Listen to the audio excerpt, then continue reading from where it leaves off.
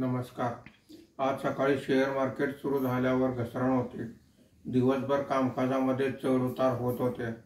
शेवटच्या अर्ध्या तासात मात्र तेजी दिसून आलेली आहे। याचे मुख्य कारण म्हणजे अमेरिका आणि भारत यांच्यात टेरिफचे डील होण्याची शक्यता वाढलेली आहे। आज मार्केट बंद होताना सेन्सेक्स हा 270 पॉईंटनी वाढून 83,713 वर बंद झालेला आहे। निफ्टी हा 61 पॉईंटने वाढून 25,522 वर बंद झालेला आहे। आजच्या कामकाजामध्ये बीएसई रियालिटी इंडेक्स सर्वात जास्त म्हणजे 1.08% वर आहे। BSE bank index 0.72%, BSE power index 0.70% वर आहेत। बीएसई कंझ्युमर गुड्स इंडेक्स 1.68% खाली आहे।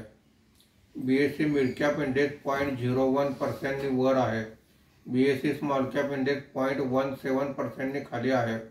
आजच्या कामकाजामध्ये निफ्टीमध्ये वाढलेले मुख्य शेअर्स पुढील प्रमाणे: Kotak bank 3.47%, Eternal 1.91%, Asian paint 1.71%, NTPC 1.70% असे वाढ आहे।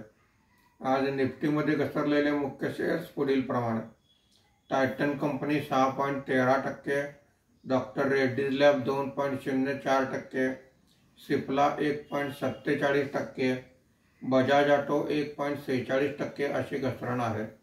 आज एफआयआयने फक्त 26 कोटी रुपयांची विक्री केलेली आहे।